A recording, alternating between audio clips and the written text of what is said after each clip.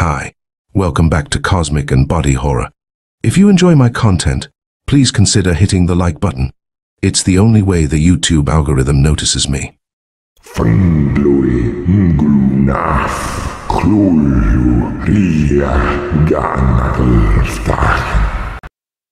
The Hairy Monster by Neil Miller. Weird Tales, October 1923. I am not a scientific or learned man. If I were, perhaps I might be able to set down the events which I am about to chronicle in such a manner as would be of enormous value to the scientific world. Had the events which I am about to relate been witnessed by a man possessed of a knowledge of science, the world would undoubtedly have been made richer by the passing of Dr. Carroll, for then we would have a true explanation of all that took place within the mysterious laboratory which he had fitted up for himself. We would then have a solution of the most mystifying series of circumstances which I have ever heard of. Alas, that I alone know all the absolute facts surrounding the affair, and I alone, of all the world, am perhaps the man least fitted for the task of setting them down. For, as I have stated, I know nothing of science or of the principles involved in the doctor's experiments. The best I can do is to write down the actual occurrences in the best way I know, and permit my reader to draw his own conclusions. Were I a writer of fiction, the reading of what is to follow might have been made much more pleasurable, but then, perhaps, I might have yielded to the temptation, which I have found to be very common to writers, to polish up and gloss over certain occurrences which took place, with a view of making them more thrilling and interesting. The events themselves are thrilling enough, and if you do not find them interesting, the fault lies only in my meager ability to relate what I know to be the absolute facts. Why Dr. Carroll, with his host of scientific friends, should ever have taken a fancy to me is more than I have ever been able to figure out. Certainly, I am not one who would attract attention from such a learned man as he. In fact, I was but a servant of the doctor's, yet at times he treated me with more courtesy than he did his colleagues in science. I was his gardener, with a little cottage of my own on the edge of his estate, and very often in the evening the doctor would drop in for a quiet smoke and a few minutes' conversation, and on one or two occasions I have known of his actually deserting a learned company of savants to come to my cottage and converse with me. Naturally, I believe that Dr. Carroll thought a great deal of me, and I would have died for him. I think his eyes were the most noticeable thing about him. Strange, magnetic eyes they were, which, when one once looked into them, seemed to possess the property of holding his gaze until the doctor chose to look away. Hypnotic, I guess you would call it. Certainly, no man could ever forget the eyes of Dr. Carroll, and because I could never forget the eyes of my master, a group of analysts judged me insane. Bah! They do not know what I know, and probably never will. From time to time, the learned doctor had been engaged in scientific experiments. Though I never did know the complete details of those experiments, I did know that the doctor held an enviable place in the world of science, and that he was the author of several books which had caused sensational stirs among his fellow scientists. In fact, I was at all times impressed with the depth of the doctor's learning, and I never ceased to marvel at the things he sometimes showed me in his laboratory. Horrible, grotesque, and sometimes seemingly supernatural were the things which he brought before my attention. Had I been superstitious or of weak heart, I know that I would long ago have died of the horrors which he showed me. But the calm, precise doctor often complimented me by saying that I was able to see such things in the calm, dispassionate light with which all scientists must view their experiments. Thus encouraged, I continued my infrequent visits to the laboratory and endeavored to manifest an enthusiasm for the horrible and eerie things which he showed me, though often, after seeing some of his terrible creations, I would return to my hut and lie awake all night long, too shaken by the sights I had witnessed to go to sleep. The result of the doctor's last experiment, however, made such a deep impression upon me that for 3 months after, I was confined to the violent ward of the state hospital, with the attendants despairing of ever restoring my sanity. It was in the latter part of May that I first began to miss the doctor from his accustomed haunts. No longer did he come down to my cottage in the evening for a quiet smoke and a few minutes' chat. From Mr. Barton, the doctor's son-in-law. I learned that he was spending most of his time in the concrete laboratory, appearing at the house only for his meals and to snatch a few hours' sleep. "It is something big he's working on this time," said Mr. Barton. "He won't let any of us go near the laboratory, not even Bessie. When he does appear at the house, it is only to snatch a bite to eat or to doze for a moment. Then he is all haste to get back to the laboratory, and he is so nervous and excited. I swear that I've never seen him so enthusiastic over an experiment. We'll see a lot of excitement around here when he finally throws open the door of the laboratory and invites his friends out to see what he has done." Remembering some of the things I had seen within the grim walls of the laboratory, I could not restrain a shudder. But as days passed, I found that a certain morbid curiosity seemed to be continually drawing me toward the laboratory, in the hope that I might gain an inkling as to what was going on behind those closely barred windows. That it was something to strike fear to the heart of mortal man, I well knew, yet I could not keep away from the place. Then the doctor disappeared entirely, and I learned that he was having his meals sent out to him and was spending both days and nights within the walls of the laboratory. About a month after the doctor had shut himself up in the concrete laboratory, I had been working on the far side of the estate, and at sunset, as I turned my steps toward my cottage, I met Mr. Barton. He fell into step beside me and walked to my door. I knew at once that the young man was deeply worried about something, and though he spoke no word as we walked along, I knew that he wanted to confide in me. But I held my peace. At last we left the shadowy woods and came out upon the concrete driveway which led to the house and the laboratory. For a time, we walked along, the only sound being the crunch of our feet on the gravel, which a recent rain had washed down. I was vainly trying to arrive at some conclusion as to what had so disturbed my young companion, when, suddenly, I stopped and stared in horror at a spot on the pavement. There, gleaming in the setting sun, lay a large pool of fresh blood. Barton saw it about the same time I did, and I noticed that he shuddered.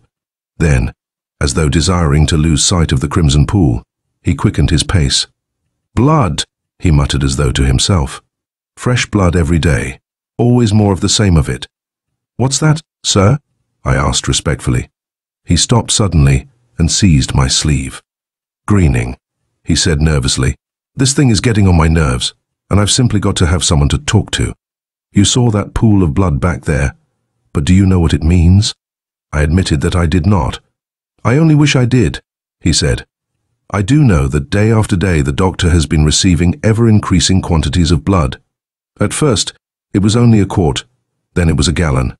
Today, here, he lowered his voice. Today, it was 10 gallons. It probably has something to do with his experiments," I said with attempted lightness. "I have known of him having stranger things than blood in that old laboratory." "What kind of experiment can he be conducting which requires 10 gallons of blood every day?" demanded Mr. Barton. "I tell you, man, I'm afraid. I have a feeling that something is going to happen, something terrible." At last, he left me, still muttering that something terrible was about to happen. For a long time after he had gone, I sat alone on the veranda of my cottage, watching the bright red glow of the western sky. Red, red like blood, and then I shuddered. Why, I know not. I do not think I had been influenced by Mr. Barton's fears. Indeed, I had almost forgotten them.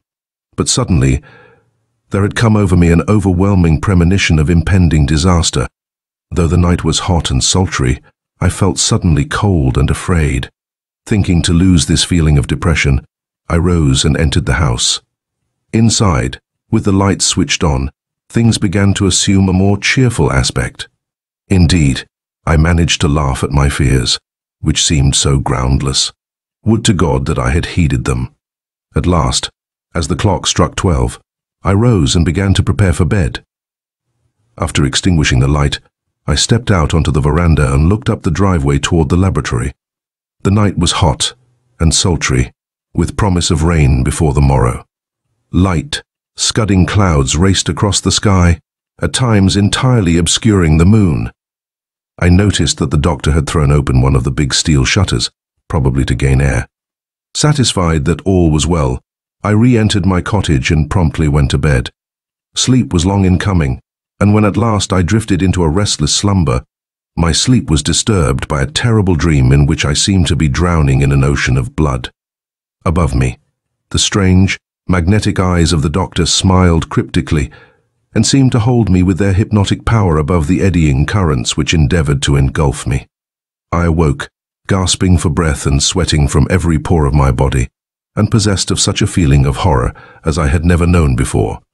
For a time, I could not believe that the whole thing had been but a terrible dream.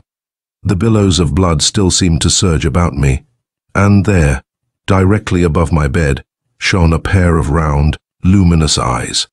How long I stared at them, too shaken to move, I do not know. It seemed an eternity that those two awful eyes glared unblinkingly into mine as I lay, trembling and impotent. Then, suddenly, the thing dropped upon me. I was instantly smothered beneath the horrible, clawing thing. The soft, yielding, hair-covered body seemed to weight me down, while the unspeakable stench sickened and suffocated me. Great, sinewy arms, at least a dozen in number, wrapped themselves about my body, as though in an effort to crush me to death. I felt the hot, stagnant breath of the beast close to my face, and realized that the murderous jaws were ever drawing nearer to my throat. In vain did I rain blows upon the body of the creature. Though at times my fists sank deeply into the flesh, they made no impression. At last, with the final remnant of my rapidly ebbing energy, I managed to roll over and throw the beast to the floor. There followed a sound of confused scuffling, and a moment later I caught sight of a large shadow at the window. The accursed thing had gone. For several minutes, I lay on my back, striving to get back my breath and strength. Then I rose unsteadily to my feet, switched on the lights, and, securing a shotgun which I always kept handy, I stepped outside, with the view of pursuing this ungodly creature. I must have slept longer than I thought, for the sky was now completely overcast, and off in the west, lightning flashed incessantly. The rumble of thunder and the freshening breeze gave promise of rain in a very short time, though the obscuring of the moon had deprived me of a very powerful ally. I was determined to sleep no more that night until I had found the beast. Attracted by the dim light which still glowed in the laboratory, I made my way toward it and peered in through the open window. There, so close that I could have touched him had I cared to reach through the bars, sat the doctor. He had his back turned toward the window and was bending over his desk, writing. Apparently, there was nothing wrong with the doctor, except himself that is slowly wearing out his experiment. I tarried there in the light from the open window. Somehow, after my ordeal with that terrible thing, the proximity of another human seemed comforting.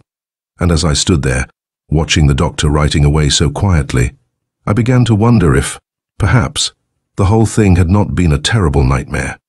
Long I stood there, pondering on the question, and when I next looked at the doctor, his head had slumped down upon the desk, and the sound of his breathing told me that he slept.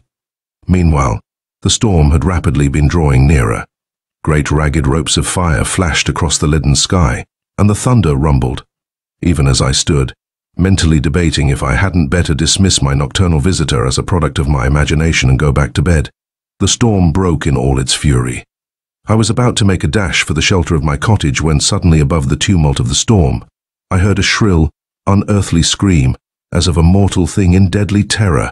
Instantly there surged into my mind a vision of that great, hairy, many-armed beast, and I raced away through the swirling rain toward the shadowy bulk of the house.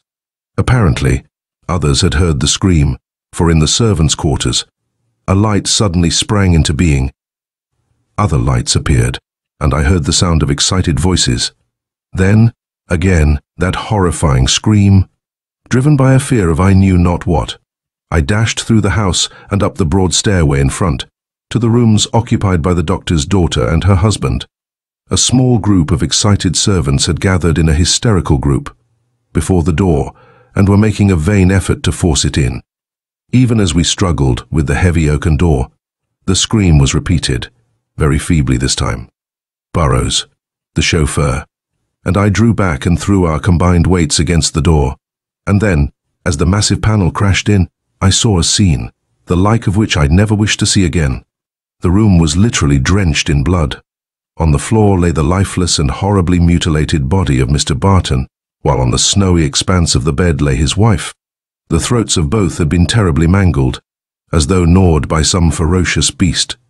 Everywhere about the room, the spatterings of blood gave mute, though tragic, testimony of the mighty struggle which had taken place. Burrows and I grimly drove the others away, that they might not look upon the terrible sight. We dispatched the woman who had been the doctor's cook to the telephone, with instructions to notify the police and summon a physician. Then, for a few moments, Burrows and I stood shuddering in the room of death. For my part, I was attempting to collect my wits and decide on what to do. Of course, whoever committed this terrible crime came and went through the open window, I remarked absently. Since the only door to the room was securely locked from the inside, it is quite apparent that the murderer must have entered through the window. But it is a sheer drop of 50 feet, remonstrated Burrows with a shudder. I looked out the open window and saw that he was right. Nor was there any visible means by which a person might raise himself up the smooth brick surface of the house. I tell you, no man did this, muttered Burrows between his chattering teeth. It is the work of some damned beast. I read a story once by a guy called Poe, and that story told about 2 women who were murdered by an ape. And suddenly I remembered that terrifying nightmare in my cottage. Could Burrows be right? Could it have been a gigantic ape which had attacked me and murdered this couple? I shuddered at the thought, yet there instantly surged into my mind a thought even more terrifying. For now I knew that I had not dreamed about the creature. There, before me, lay the mute tragic testimony that the beast actually existed. But the many arms? Surely, no ape ever possessed such a number. But if not an ape, then what was it? I'll tell you what I think, said Burrows slowly, and with a visible effort to regain his self-possession. I think it was some damned thing the doctor has been experimenting with. Some terrible monster. You know about the blood he's been getting? I nodded. Burrows leaned toward me and seized my sleeve nervously. I know what he has been doing with it, he whispered. One day, the man from the abattoir did not come, and I had to drive in and bring it out. The doctor took the can inside the laboratory and dumped the blood into a long trough stuck out through a partition which the doctor had built across the laboratory. And as the blood ran down the trough, I heard a movement behind the partition, like some animal rushing to its feed. What sort of an animal? I asked. What sort? He echoed. What sort of an animal do you expect to drink 10 gallons of blood every day? And then a sudden thought struck me. It couldn't have been that animal which committed this crime, whatever it was, I said. At the time I heard the scream, I was standing just outside the window of the laboratory. The doctor was awake when I first saw him, and therefore it would have been impossible for the beast to have escaped.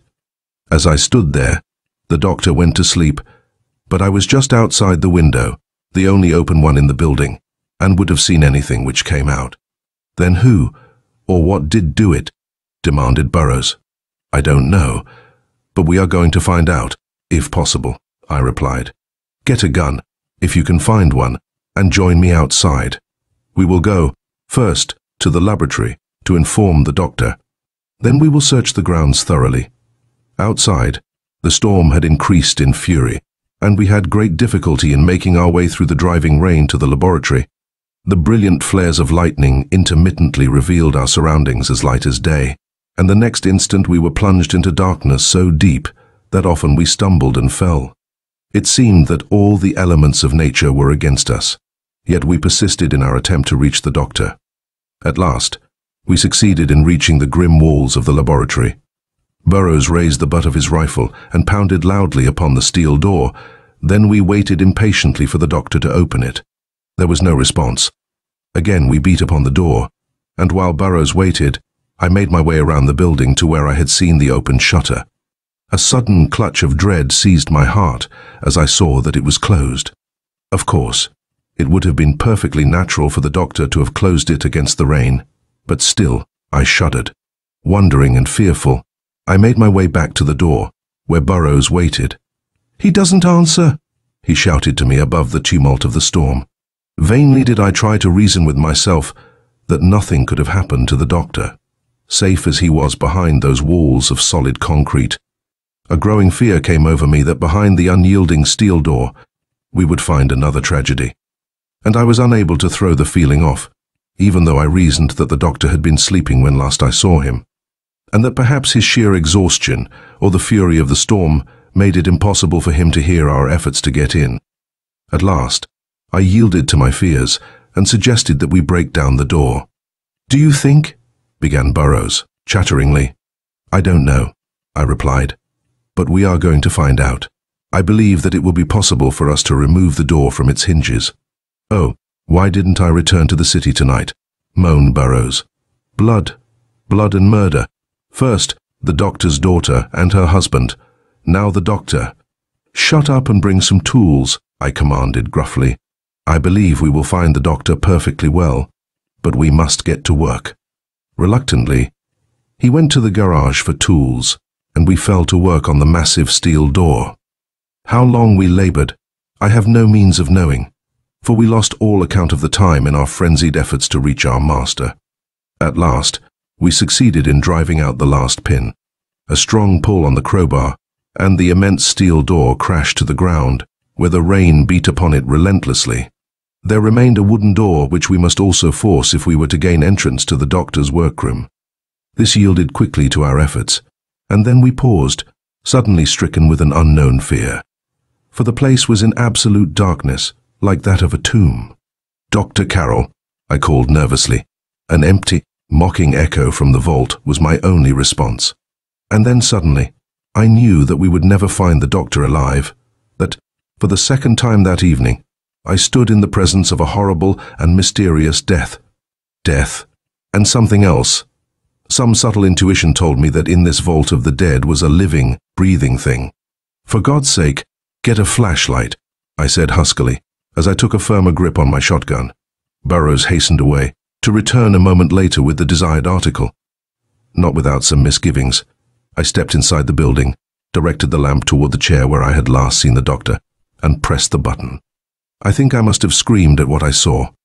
There, by the window, his throat jaggedly torn from ear to ear, sat the lifeless body of the doctor.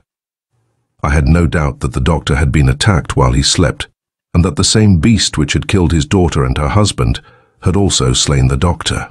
One peculiar thing impressed itself upon me, and that was the complete absence of blood. Nowhere about the doctor was there a drop to be seen, and this, in spite of the fact that his throat had been ripped and torn in a most fiendish manner.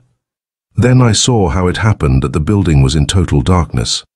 In death, the doctor's head had been thrown back against the wall, and, coming into contact with the switch, had broken the current. Warning Burrows to keep a close watch, I took a firmer grip on my shotgun and entered the room. Tremblingly, I strode over to the lifeless body of the doctor, lifted his head, and switched on the lights. No sooner had they flashed on than I heard a horrible, terror-stricken scream from the doorway. Burrows had disappeared. With a sudden clutch of dread upon my heart, I slowly wheeled about, reluctant to gaze upon the sight which must have driven Burrows screaming from the doorway. The thing I saw was even more hideous than my wildest imaginings had made it. There, not 10 feet distant from me, I beheld the most horrible creature ever seen upon this earth. Measuring fully 6 feet from head to tail, and possessing a head as large as my own, this creature suddenly raised itself upon its long, slender legs. And then I realized for the first time what it was. In spite of its monstrous size, I quickly recognized it as a spider, a gigantic, horrible, grotesque spider. I pray that never again may I be brought face to face with such a hideous parody on nature. How long I stood, staring in fascinated horror at this terrible monstrosity, I do not know. The body and the legs of the creature were literally saturated in fresh, smelly blood, the blood of Mr. Barton and his wife. With a shudder, I realized how closely I had escaped the fate which had overtaken the other two, and, last of all, the doctor.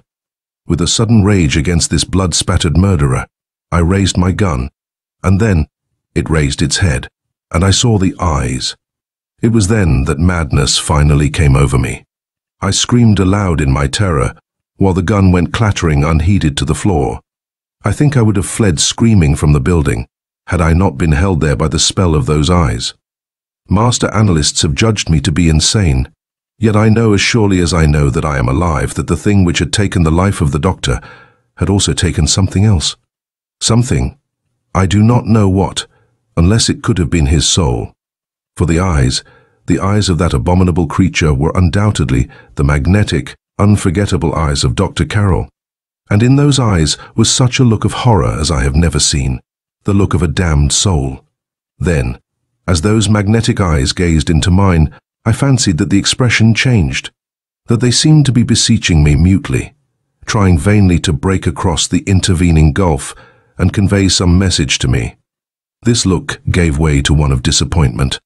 I wondered if it were possible that the doctor had been trying to communicate with me through the medium of those eyes, and was now disappointed because I was unable to read his thoughts. I never could decide. The expression changed quickly to one of utter despair. Then, slowly and deliberately, the great beast turned about and began to move across the room. At the wall, it paused and again looked toward me. From the grotesque head, the eyes of the doctor stared at me, with an expression of horror, and something else. At first, I did not understand, but now, I know. Dr. Carroll was telling me goodbye. An instant, and one of the long, ungainly legs reached up along the wall. Slowly, the beast raised itself to an upright position. Then, slowly, almost reluctantly, I fancied, one of the legs reached up to a shelf which hung upon the wall. While I waited, an immense jug came crashing down, spilling the contents all over the creature. A horrible odor of burning acid assailed my nostrils as the beast sank back to the floor. Yet I stayed on, too horrified to move. Slowly, but surely, the all-destroying acid burned away the body of the beast. I stood and impotently watched the death throes of the accursed thing, watched the slow destruction of the loathsome body, which in some unaccountable way held the soul of my master. At last, it was over. Where the spider had lain, nothing remained but a few shreds and a pool of discolored acid. I must have been totally insane as I tottered out through the open door of the laboratory, into the dawn of a new day, to babble to the police an incredible tale of a gigantic spider which possessed itself of the soul of a man. They told me that I was insane, that the spider's possession of the soul of a man was a product of my disordered imagination. But the doctor's notebook, which we found in the laboratory, proves beyond a doubt that the creature existed, and, incredulous though they were forced to believe that Mr. Barton, his wife, and the doctor were all murdered by the creature. Only my statement that the soul of the doctor had, in some unaccountable way, entered into the body of the spider, they have steadfastly refused to believe. Yet, if it is not true, if the authorities are right in declaring such a thing to be impossible, then why did the creature deliberately destroy itself? In closing, I will be as brief as possible, for my story is done, and except for a few comments on the doctor's notebook, there is nothing more to be said. It appeared from the notebook that for some time the doctor had been interested in a theory that certain animals might be increased in size to a limit prescribed only by the desire of the experimenter. He had begun his experiment on a spider in preference to other creatures, on account of some technical reason which he carefully explained in the notebook, but which I did not understand. Day by day, he traced the results of his attempt, from the time he first began his experiment, up to a very few minutes before his death. Although at the time he wrote it, the doctor could have had no idea of the fatal end of his experiment. He made this notation: "It is quite apparent that I have a miscalculation in arranging my daily feeding schedule. The amount of blood I have been feeding is proving woefully inadequate. And, to make matters worse, the man from the abattoir made a serious error in my order for today. The beast is growing much more rapidly than I had expected, and I fear that I am going to have serious trouble if I can't arrange to feed him early tomorrow morning.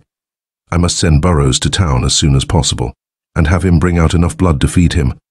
I hesitate to think of what might happen should this powerful creature feel the pangs of hunger." And there the manuscript ends, as I presume it ended when I, from my post of vantage outside the laboratory window, saw the doctor slump down upon his desk and fall asleep. I have pondered considerably on the question of how the beast managed to escape while the doctor was seated within a few feet of the pen. And finally, I arrived at a satisfactory solution. which is that the doctor had been in the habit of dropping off for a few moments' sleep at irregular intervals, and that it was at one of these times that the spider made his escape. End of The Hairy Monster by Neil Miller. An uncanny yarn about devil worshippers. Devil Manor, a complete novelette. By E.B. Jordan. Weird Tales, October 1923. Where is it? Under the stone. Where is the key? She has it. Where is she? In the grey house village. What must you say to her? I am a Norseman. What does it mean? Asked the lawyer. That, said Eric, is just what I was going to ask you. You don't know? Marveled the lawyer. I do not. Every birthday since my 16th year, I've had to repeat the thing. It was a family secret and nobody would tell me anything about its meaning. The lawyer looked deeply interested. My instructions, he said, were to have an interview with you here in New York on your 30th birthday and acquaint you with these facts. A large property was left in trust for his oldest grandson by Colonel Thorvald Eriksson, your grandfather. You cannot receive this property until you have placed in my hands a certain object. What object? I'm forbidden to tell you. Where is it? I don't know, except that we had instructions to keep track of an old milestone in the heart of Lower New York. That's probably the stone meant. It looks like an impossible task. Difficult, he commented, but not impossible. Can you direct me to this stone? It has been recently removed, the lawyer told him, but I can direct you to where it used to be, and the new stones will mark the place. Come to think of it, the removal makes it easier. Paving stones are not so hard to dislodge as milestones. As he left the lawyer's office and climbed into his waiting motor, Eric noticed nearby a black-hooded car whose lamps shone through the gathering dusk like watchful eyes. The next morning he started out early. The narrow street from which the milestone had been removed lay between two rows of giant warehouses, whose main entrances fronted on larger thoroughfares.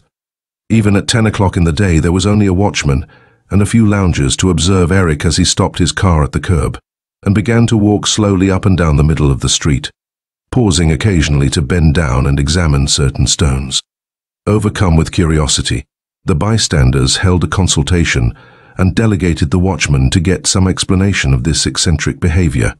He approached rather uncertainly, for Eric was a big, determined-looking individual with an air of knowing thoroughly what he was about.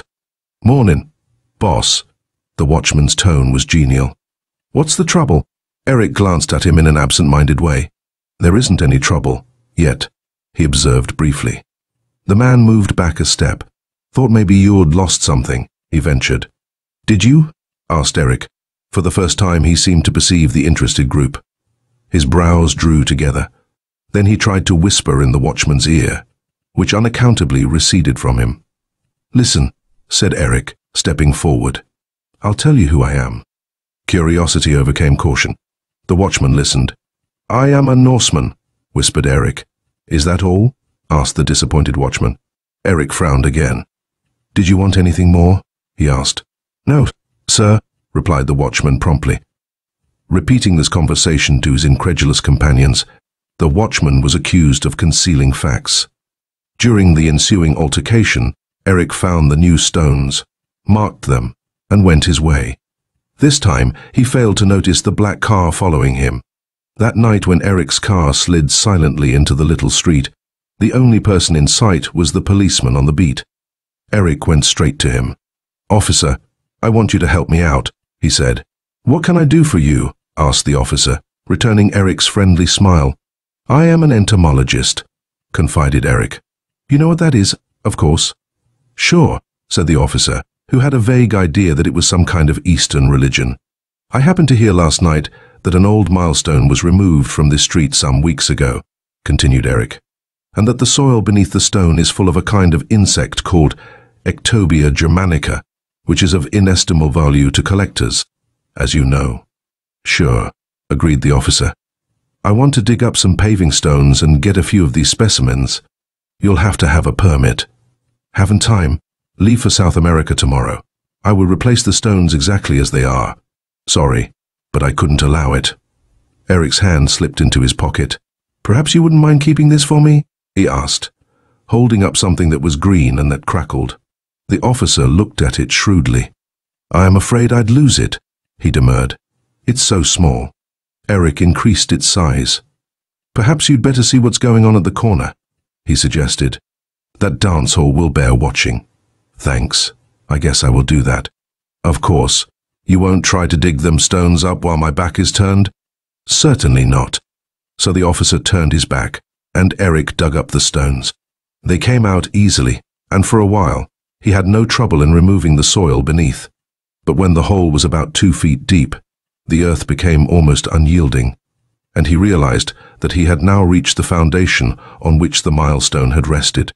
For an hour he worked steadily. Occasionally a burst of noise came from the corner dance hall.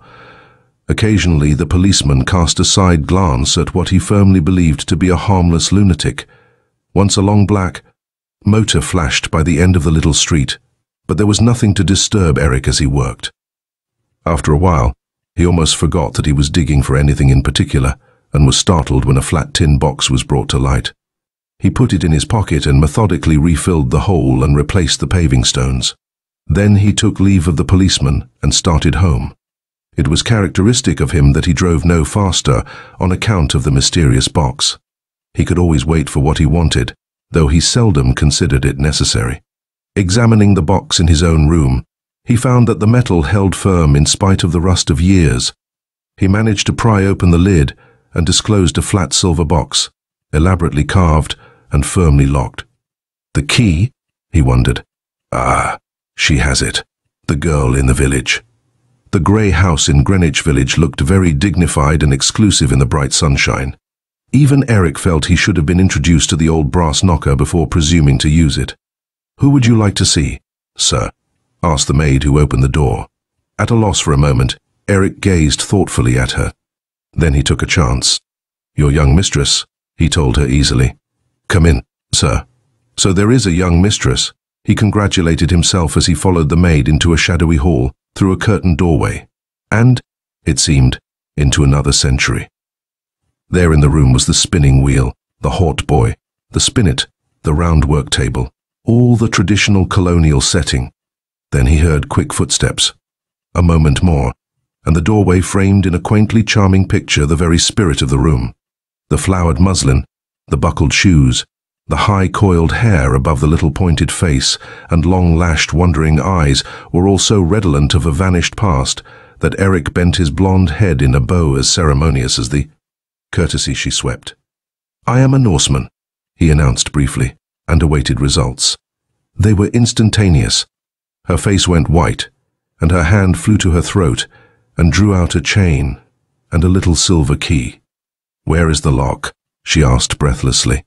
Eric produced the silver box.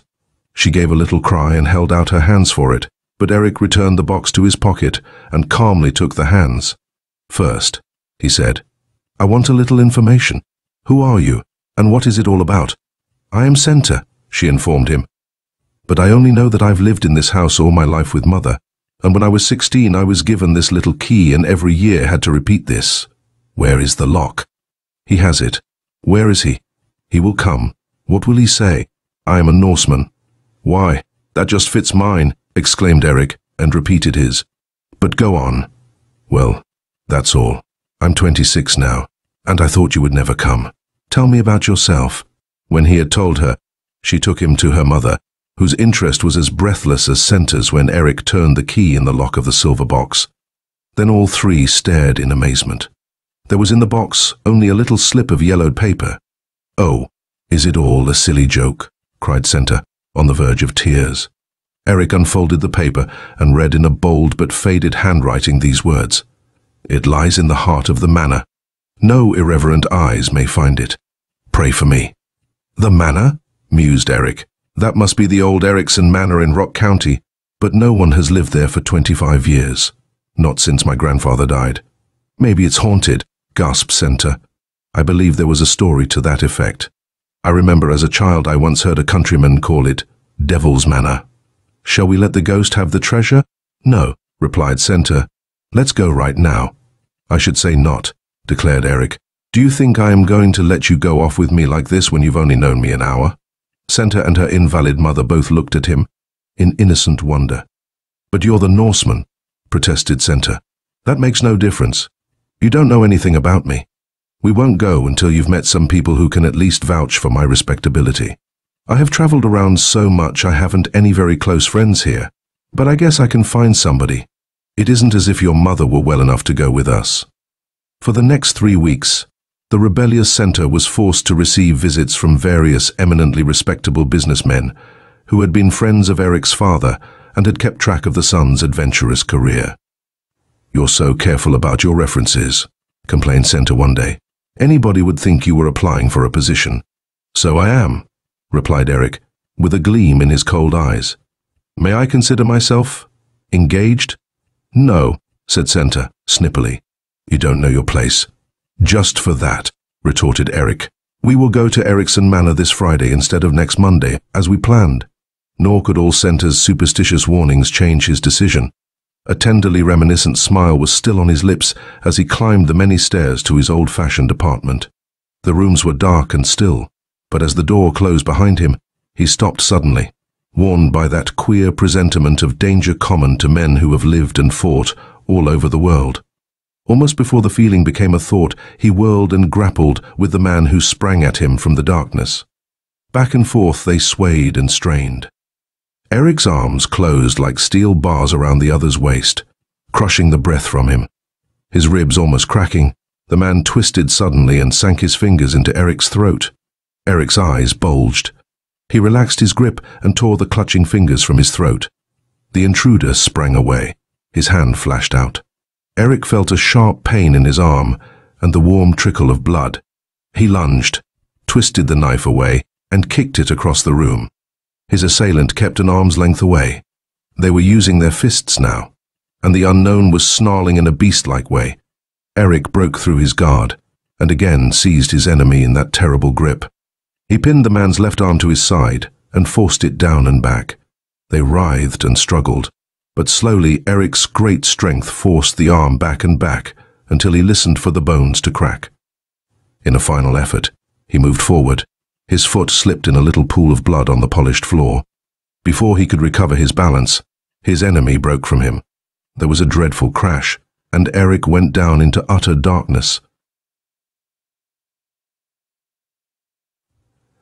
Chapter 2. When he recovered consciousness, there was not a sound in the room. He lay still a moment, trying to recall the late happenings and listening for some sound to betray an alien presence. At last, he dragged himself to his feet and stood a moment swaying dizzily. He felt his way to his desk and lit the lamp. His head still rang from the blow that had stunned him, and his arm was stiff and sore from the knife cut. This proved to be only slight, however, and his head was rapidly clearing. He rather wondered why his assailant had left him alive, for the man had betrayed a bitter hatred. It was therefore no surprise to discover that not a single valuable was missing, though the rooms had evidently been systematically searched. His desk in particular had been turned inside out, and his papers and letters scattered over the floor. He went through them methodically, but was puzzled by the discovery that the only letter missing was a note from Senta, written 2 days before and appointing Monday as the day for the expedition to the manor. There was a faint rattling sound near the window that opened on the fire escape.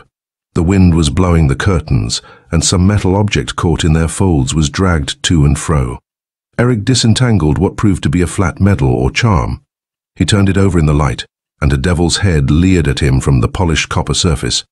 His hands clenched spasmodically, and his mind went back to a never-forgotten incident of his childhood. The mysterious Ericsson estate had always fascinated him, the more so that his elders would never talk about it. The child had spent long mornings in the road, peering through the bars of the high iron gate, half hoping, half fearing, that he might see some ghostly visitant in the deserted grounds, something to justify that whispered name, Devil's Manor. And one morning he had found a little metal charm like the one he now held. He had carried it to his father, who flung it into the fire as if it were a poisonous thing.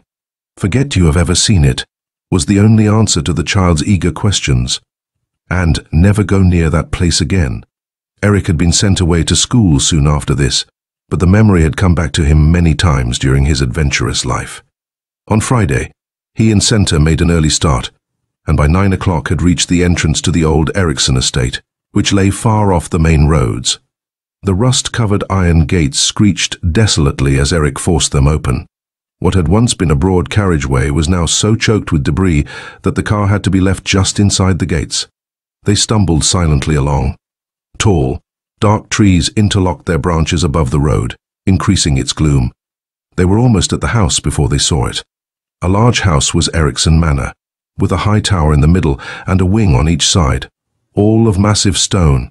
The blinds had long since fallen from the deep-set windows, which stared like empty eye sockets. Here was no warm and ivy-mellowed old age. Instead, the stone was covered with splotches of sickly lichen, as if the old house was slowly dying of the loathsome diseases bred of an evil life. Rust and ruin were everywhere, and the silence of utter desolation. Senta's cold little hand trembled in Erik's warm clasp. "Let's go away," she begged. "There's something evil about this place." "Little coward," teased Erik. "Come along." As they made their way forward, long, drooping branches caught at them like cold fingers trying to hold them back. With great difficulty, Erik pushed open the heavy door in the left wing, and they entered a square hall. The dust of a quarter-century lay thick everywhere, except where the storms of many years had beaten in at the ruined windows. They entered the library just off the hall, and the chill gloom crept to meet them like a ghostly presence. Their breathing sounded loud in the absolute stillness. Suddenly, they heard a sound. Far off and faint at first, it swelled into a solemn chant that seemed to come from the floor under their feet. Then it died, and the death-like silence closed round them again. "It was the wind," said Erik reassuringly. "It was not the wind," said Senta, pale with superstitious fear. "It was voices, many voices, all together. Let's go away." But the adventure love was roused in Erik. "Let's see if we can get into the round tower from the hall," he suggested. Senta refused to explore. "Then you wait for me here," he proposed. "There is no other door or exit from this room, and I'll be right in the hall." "Will you promise not to go out of sight of this door?" she asked. "Need a man promise to guard his dearest treasure?" he asked. In the security of home, Senta would have vigorously resented his proprietary attitude, but now she had no retort ready. There were many rooms opening off the hall, and Erik opened door after door to find, in varying degrees, the same ruin and neglect. He did not cross the thresholds, for he did not want to lose sight of the room in which he had left Senta. But clearly none of these rooms connected with the round tower. "We'll have to get to the round tower from outside," he stated, re-entering the library. "Come." He stopped short. There was the big chair in which he had left Senta. There was her little handkerchief, lying beneath an old portrait, but Senta herself was not in the room. Not for an instant had he lost sight of the only exit to the room, but Senta had vanished. And once more beneath his feet, the strange chant swelled up and died away. Erik pulled himself together. There was no reason for alarm. Senta had found some secret door. Old houses were full of such things. He stooped to pick up her handkerchief and struck his head against the frame of the portrait. He pulled at it sharply, and it swung outward, revealing a large dark opening in the wall behind. He stepped through into a narrow hall, whose walls were hung with some heavy somber material. The floor, too, was padded, and his steps made no sound. As he walked away from the lighted entrance, he found himself in total darkness, except for the occasional flare of his pocket flashlight, and as the passage twisted, he had a queer feeling that somebody or something had just rounded the turn ahead of him. He was almost beginning to think that Senta was playing a joke on him when the floor sank beneath his feet, and he was carried downward as if in an elevator. It stopped with a jerk. A light glared suddenly in his face, and he saw in front of him two tall figures covered with shapeless black robes, their heads and faces hidden in black headdresses, half cowl, half mask. He could see the gleam of their eyes through tiny slits in the masks and grew restive under the silent scrutiny. "What's the idea?" he inquired impatiently. "What are you, anyway? A blooming moving picture outfit?"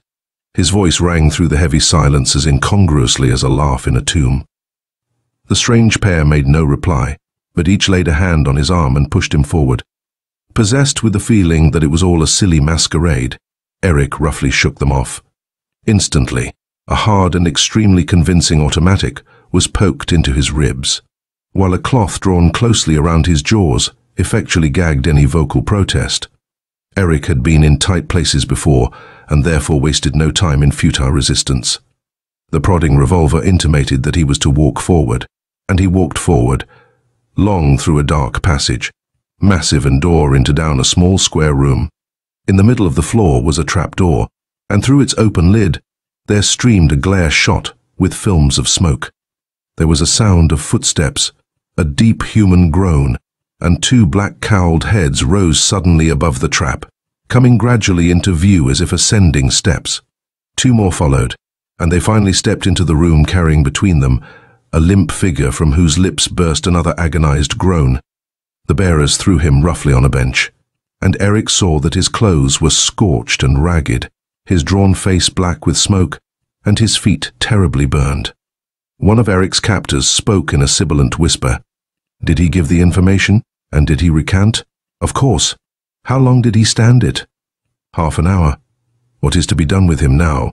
He is to be exhibited to the worshippers, and when they have finished with him, he will be dead. He is almost dead now. Eric's guard shrugged. He has done the like to others. Now it is his turn. This one, he prodded Eric with the automatic, is to endure it for an hour. The others turned and looked at Eric. An hour? Will he live that long? He looks strong, replied the other indifferently. Sebastian hates him. Oh, if Sebastian hates him, he will not have an easy death. None of us will if Sebastian finds us chattering here, snarled Eric's other guard. His companions glanced uneasily over their shoulders. Eric had just resolved to risk a struggle when a deep gong sounded over their heads, and at the signal, the 6 men threw themselves upon him and almost flung him down the steps into the room below. The trap was closed, and with a rattle of chains, the stairway was drawn up like a drawbridge till it hung against the ceiling under the door, at least 5 feet above Eric's head. He looked around him. It was a small room, its ceiling, walls, and floor of sheet iron, and the iron was warm. There was nothing in the room except a heavy suffocating odor, but remembering the tortured man, Eric had little doubt as to the fate in store for himself. He listened to the receding footsteps in the room above. They died away, but presently other footsteps came, and he heard a clicking in one corner of the ceiling. He saw a tiny opening, and through it, an eye stared at him. The aperture clicked shut. There was a confused murmur. Then these footsteps receded too. If they had not locked the trapdoor, there was just one chance for escape. He measured with his eyes the distance between himself and the drawn-up staircase. Fortunately, he was a trained athlete, and the room was long enough to allow a running jump. Already the air was stifling, and smoke was beginning to curl from under his shoes. The tortured man's shoes had been burned away, he remembered. The wall was scorching hot when Eric backed against it. Now for the Douglas Fairbanks stuff, he remarked with a grim smile. The next moment he was hanging by his hands from the staircase. He crawled over it, and crouching under the trapdoor, thrust his powerful shoulders suddenly against it. The abruptness of the movement saved him. The trapdoor flew open, sending the guard, who had been sitting on it, sprawling to the floor. It did not take Eric long to secure the automatic, with the barrel of which he quite coolly knocked the man insensible. He then stripped off the robe and hood and put them on himself, bound and gagged the senseless man, and rolled him under the bench. He closed the trap door, and automatic in hand, cautiously opened the heavy outside door. Instantly, a wave of sound rushed to his ears, and he realized that with the door closed the little room had been soundproof. Somewhere ahead of him, there was a pandemonium of yelling voices, frenzied laughter, and gusts of wild music. He felt his way along until he stepped through a half-screened doorway onto a high alcove like a stage box and looked down on an immense hall, lit by low-hung lights a pallid green and sickly blue. The vast place at first suggested a church with the dim lights flickering on long stained glass windows, niches where candles burned before shadowy images, a huge organ, and the silent black-robed throng clustered around a high altar at the far end of the hall. Yet there was a discordant note somewhere, a sense of the abnormal. The lights flared higher, and the lurking evil was revealed. The images in the shrines were crouching, goat-horned creatures with leering faces. The stained glass windows depicted scenes and figures of incredible depravity and horror.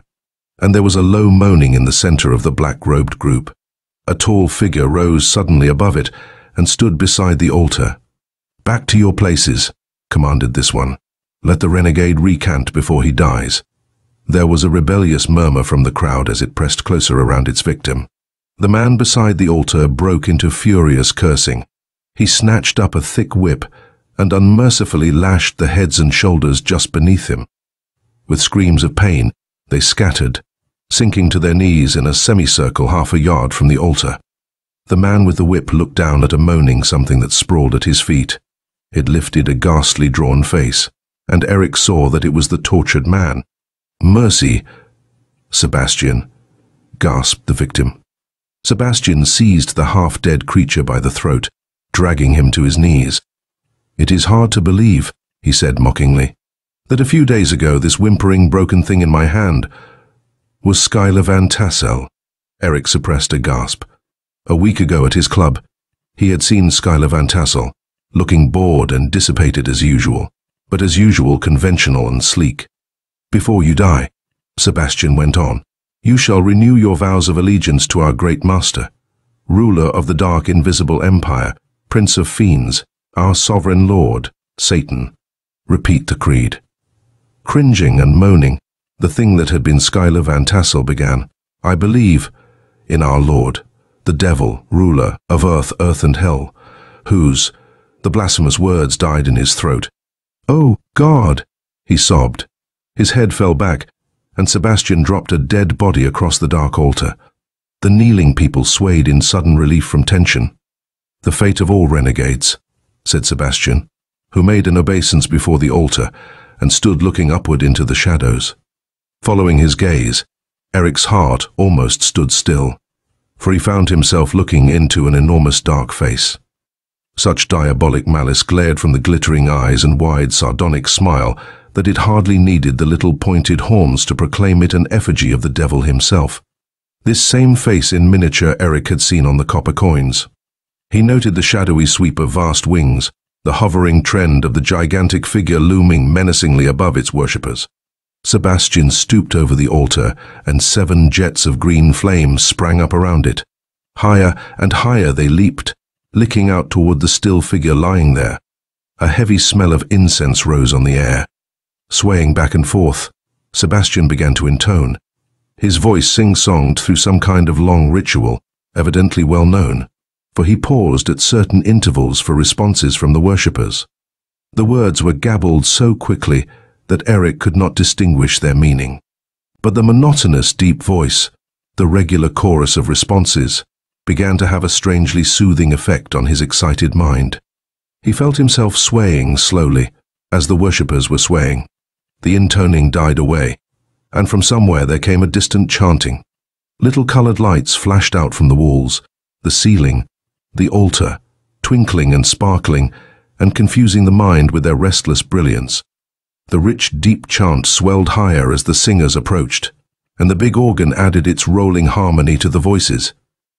A lurid glare flared suddenly behind the devil statue, outlining the monstrous form with hideous distinctness. From somewhere back of it, 2 lines of scarlet-robed figures marched into the hall. Their faces were hidden in scarlet cowls, and each one carried a tall candle which cast a deep red light. The lines moved slowly around the altar, turning and twisting, winding and intertwining. The little colored lights were twinkling. The red lights and red robes were twining and turning. The organ and voices were rising and falling. The kneeling throng were bending and swaying in the warm, heavy, incense-laden air. Eric was bending and swaying, too, struggling feebly against the lethargic spell. Like the crack of a gun, the quick beat of a drum crashed through the music. The lights went out. The music stopped. There was not a sound in the hot, perfumed blackness. Then, like the tick, tick, tick of an 8-day clock, the drum beats came. In Eric's brain, the short, dull thuds tapped raw nerves. He held his ears. The sound beat through. He tried to count. 1, 2, 3. 1, 2, 3. 1, 2, 3. What came next he did not know. He could not think. It was not a drum. It was a bell. 1,000 bells. Dismal bells of all the world. All the wild alarm bells. Dreary prison bells. Sinister temple gongs. Funeral death bells. Clanging and tolling till the vast hall reverberated with discordant sound. Silence again. An almost unbearable hush. For the first time in his life, Eric felt a wave of fear sweep over him, emanating from the kneeling people. What did they fear? A wan light began to glimmer down there, flickering over the thrown-back heads and gleaming eyes. Eric glanced sharply up, and the wave of fear swept over him again. The colossal devil figure was strangely luminous. Down in the blackness, the chant rose softly. The words were of an appalling and deliberate blasphemy, but the rhythmic cadence was sweet in the hot, perfumed darkness. And surely the huge, luminous figure was moving? Yes, it swayed, and the head was bending down. He was looking at his worshippers. Now the glittering eyes looked into Eric's, and Eric sank to his knees. The eyes moved past him, but still he knelt there, his brain on fire. The wild, dark strain in the Erickson blood was uppermost in him at last. The air was vibrant with malignant, unseen presences. There was a sense of hurrying, a rustling and murmuring as if a crowd were pressing across some barrier. He knew at once when the barrier went down. Mad, laughing things fled past him in the blackness. Soft, cold fingers brushed his cheek. He felt a spiritual pollution as the evil-charged atmosphere surged about him. Swarms of dark clouds swirled around the luminous devil figure, whirling away into semi-transparent shapes that gathered solidity as they rushed down to the black human mass that opened to receive them. The hush was shattered by an outburst of howls, screeches, and crazy laughter. The red lights glimmered on a yelling, leaping crowd of men and women. Led by the organ, they broke into frenzied song and began a violent dance, which yet had some semblance of order, as each one in turn genuflected before the devil figure. They had torn off their hoods now, and the tossing, upturned faces were a dreadful sight, every countenance marked with vicious degeneracy or habitual depravity. The dance grew faster and more furious. Here and there, wild figures flung themselves out of it to kneel before the shrined goat gods and shout vile prayers. Only Sebastian stood aloof, his back to the seething mob, his uncovered face raised toward his master. Below his gleaming blonde hair, his face showed, hideously disfigured by deep scars, but its cold passivity had no trace of the hellfire inflaming the mad dancers. Eric felt a strange sense of kinship with the still figure. This man's devil worship, he divined, was a sin of the intellect, a highway to occult powers. To this subtle temptation, Eric's reckless ambition responded eagerly. The sardonic devil face seemed to soften, to invite, to promise strange revelations and secret knowledge. Its lurking evil no longer repelled, but presented only the necessary challenge to an adventurous spirit. Right and wrong were arbitrary terms, the stumbling block of weaklings who dared not pass the bounds of normal human experience. Like an insidious poison, the imperious dream thrilled through him. He saw himself wielding strange powers over the forces of evil, mastering the ancient secret law that had lain hidden through countless centuries. Only a few had braved its perils, but of those few, it had made gods. His hand clenched abruptly and closed on something soft in his pocket. Mechanically, he lifted it to his face, peering at it in the dim light. Instantly, he was aware of the fresh, clean fragrance of lavender. It was Senta's handkerchief. Senta, like a bracing wind, the thought of her swept the unwholesome mists from his half-hypnotized mind. From the time of their first meeting, she had never been absent from his thoughts, had cast its never spell upon him, the devil music. Almost sick with spiritual revulsion, he leaned against the wall, the little handkerchief pressed against his cheek. Where was she? In what corner of this abode of devils was she hidden, frightened, perhaps tortured?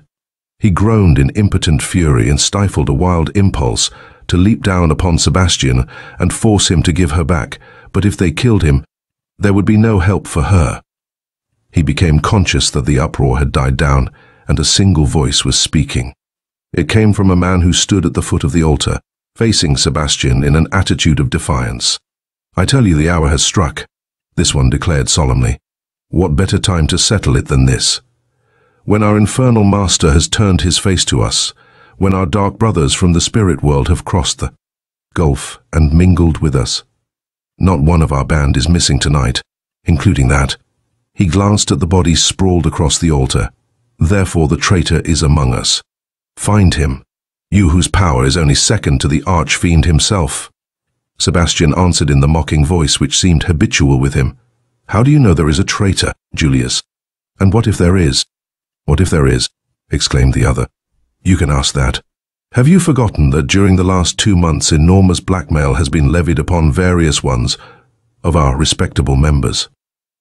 Have you forgotten that Steiner and Howard went to the electric chair only because the police had secret information of their hiding place, information that was sold to them in a roundabout way?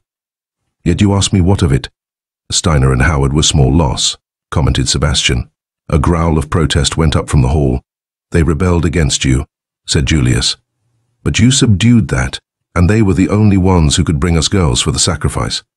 "Yes, yes," cried several voices. "We have had no sacrifice for months. Where are the victims, Sebastian?" Ignoring the clamor, Sebastian kept his gaze fixed on Julius, who stepped back a little as if he found the steady stare alarming. Schuyler Van Tassel knew of these betrayals. "I think that frightened him into reforming," went on Julius. "And he and I managed to get so close on the trail that we saw the traitor." Sebastian bent forward. "I knew Van Tassel had been close to him." "But you saw him, too." Julius moved back another step. "We trailed him together," he said, somewhat uneasily. "It was just a glimpse. A big, fair, handsome man. I would recognize him if I could see him in a good light." Sebastian laughed. "And you think I will break that most essential rule that no member shall uncover his face in a good light except to me? You think I will declare a man a traitor on your unsupported word?" His head thrust forward like a snake about to strike as he continued silkily. "You, who say you have seen the traitor and let him escape. You, who've acknowledged yourself the intimate of the renegade Van Tassel. You, who wished to violate our protective secrecy. Where were you when we were betrayed?" Julius recoiled before the venomous question. "I'm no traitor," he protested in terror. "I can prove it. With witnesses. Give me time, as God is my witness." Sebastian laughed triumphantly. "He calls on God," he jeered. "He, an acolyte of our Lord Satan, another renegade." No, stammered the terrified man. "It was just a habit of speech." "Habits can be broken," replied Sebastian, with a meaning glance at the dead man. Julius fell on his knees. "I swear I am no renegade," he screamed. "I believe." He began to stumble through the infamous creed. "Silence," commanded Sebastian. Turning scornfully away from the cowed man, he almost hurled his words at the muttering crowd. "And silence, too, you scum of Gehenna! Must you learn again that I am your master, high priest of our supreme Lord, who is withdrawn in anger at your profane murmurs?" Indeed, there was only a vague, monstrous shadow in the blackness where the devil figure had glimmered. Sebastian's voice rose higher and higher. His manner grew more and more frenzied. "Though I know that every one of you, human or spectres from beyond the grave, is stained with every ghastly vice and crime, you cannot frighten me. I alone dare show my face to all." He caught up a torch and threw its light upon his wild, scarred face. "Look at me." His eyes blazed with fanatic excitement. His form seemed to vibrate to some strange gust of passion. "In me," his voice dropped to a low and solemn tone, "there lives the reincarnate soul of that dread masterfiend, Gilles de Retz, the great medieval founder of our faith." A long sigh swept over the spellbound listeners. They sank slowly to their knees. Sebastian leaned forward. His eyes glittered insanely in the red light. He spoke almost in a whisper.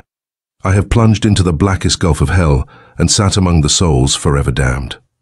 The kneeling people fell on their faces before him. The sight seemed to infuriate him. "Yes, lick the dust," he shrieked. for I hold your worthless lives in my hand. I can send your souls hurtling across the gulf to join the demons waiting for you there." He spoke with such absolute conviction that Eric felt a chill. A low moan went up from the prostrate people. Sebastian seemed to go quite mad. I will, he screamed. "I will blot you from the earth. Now." He threw out his hand toward the altar, groping furiously for something. Suddenly, a tall, masked woman stepped from behind the devil statue and laid a hand on Sebastian's arm.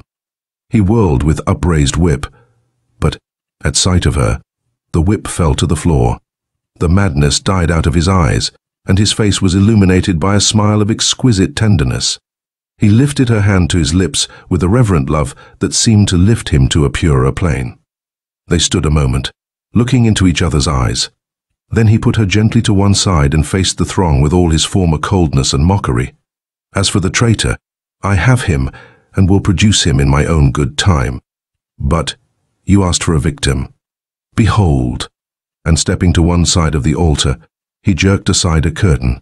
A clear light shone down upon a narrow doorway, and in the focus of the light stood Center. She was dressed in a straight white robe, and her long dark hair hung over her shoulders on each side of her little white face. Her hands were clasped rigidly on her breast, but her dark eyes were wide with horror as she tried to see what lay before her in the half-lit room. Eric, his hands clenched on the balcony rail, knew by the shrinking of her little figure, the dilating of her lustrous eyes, the exact moment when she saw the mass of frightful faces staring at her. They gazed in silence a moment, then broke into a chorus of snarls, shouts, and laughter, instantly stilled by the voice of Julius. "Remember the law, Sebastian. She must be willing." "And do you presume to teach me the law?" Sebastian asked with a scornful smile. He turned to Center and said icily, "You, who are to be honored in the service of our master, it is the law that innocent blood must be sacrificed from time to time, that the strength of our dark powers may be renewed. But it is also the law that no victim shall be forced to the altar, either by threats of torture or of shame. Answer truly by the God you worship. Have you been personally threatened or ill-treated?" Center's voice trembled a little, but her manner showed that she was fully mistress of herself. "I have not been ill-treated or threatened," she answered clearly. "I offer myself as a willing sacrifice." Chapter 3. When Eric left her alone in the library, Center sat very still, glancing nervously around. Startled by a slight sound, she was amazed to see a portrait swing out from the wall. A tall figure stood in the shadowy opening, its blonde head half turned away. Thinking that Eric had discovered the door to the round tower, she obeyed the beckoning finger and stepped into the passage. Her hand was seized in a strong grasp, and she was hurried along so quickly that she could not be sure her breathless questions were heard. Her guide swerved abruptly around a corner and led her down a number of steps. Indignant at Eric's ignoring her questions, Center balked on the last step, but the man simply picked her up and carried her into a nearby room. He dropped her unceremoniously upon a chair, said briefly, "Keep her here, dearest, till I come back," and was gone. Center jumped up angrily and saw a tall woman coming toward her from the back of the lamplit room. The woman's every movement was of exquisite grace, but her face was so ugly as to be almost grotesque. There was something about the odd, clever countenance that stirred Center's memory. "Oh," she exclaimed before the woman could speak. You are Judith Dangerfield, the great violinist who disappeared 3 years ago." The woman turned white. "How do you know?" I have never seen you," she stammered in a voice that had the low, sweet resonance of a cello. "I went to your last concert," explained Center, "and I've kept your picture pinned to my wall. Where have you been all this time?" Judith Dangerfield raised her head proudly. "I have been here," she replied, "with my husband." Evidently shaken by the unexpected recognition, she seemed to feel the need of justifying herself. "I had to disappear from the world because my husband is Sebastian, the high priest of the devil worshippers." "What in the world are they?" Center asked wonderingly. "A very secret and powerful association composed of the most vicious intelligences of every class," Judith said briefly. "My husband is its head, as were his father and grandfather before him. "But surely you don't belong to it?" Senta asked incredulously. "Yes," said Judith. Then, as she saw the shocked surprise in Senta's face, "Oh, I don't believe in it," she exclaimed scornfully. "I don't believe in anything, except our love. But whatever my husband does, good or bad, I do likewise. Then if there should happen to be another life or eternal punishment, we will face it together." Her voice vibrated with feeling, and she threw out her arms with a passionate gesture. "If I were good, it would separate us, and how could I be happy in heaven unless he were with me there?" Senta looked at her sorrowfully but said nothing. With a quick shrug, Judith changed the subject. "What are you doing here?" she demanded. "Since you didn't come for the sacrifice." "Oh." Senta came back to herself with a start. "Why? Where is Eric? Why did he leave me here?" "Eric? Did Eric Erickson bring you here?" "Yes." "Do you know him?" "Oh," Senta remembered suddenly. "He called you dearest." "Nonsense, child," said Judith impatiently. "That was Sebastian who brought you to this room." "Yes, I know he looked like Eric, but you didn't see his face, did you?" "Well, then, is Eric your lover?" I think so," Senta stammered, blushing. Then, as Judith smiled rather contemptuously, she added firmly, "Yes, he is, and I love him, too." Judith looked at her in a troubled way. "I'm very sorry," she said. "Why?" asked Senta. "Is he in any danger?" "Oh, what is it all about?" Before Judith could answer, a firm, quick footstep sounded outside, and Sebastian entered. In height, coloring, and general bearing, he was surprisingly like Eric, but the likeness ended at his face, which was twisted and seamed with a number of deep scars. "I have him," he told Judith exultantly, adding, as she made a quick silencing gesture, "Oh, the girl has to know about it." He turned to Senta and said coolly, "You are to be a sacrifice to the devil, but first, you must go before the worshippers and say you are willing." Realizing from Judith's expression that this was no idle threat, Senta tried to meet it bravely. "You can kill me," she said in a shaky little voice, "but you can't make me say I'm willing."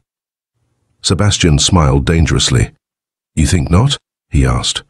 Judith laid her hand on his arm. "Must you take this child?" she pleaded. "She is so innocent and young."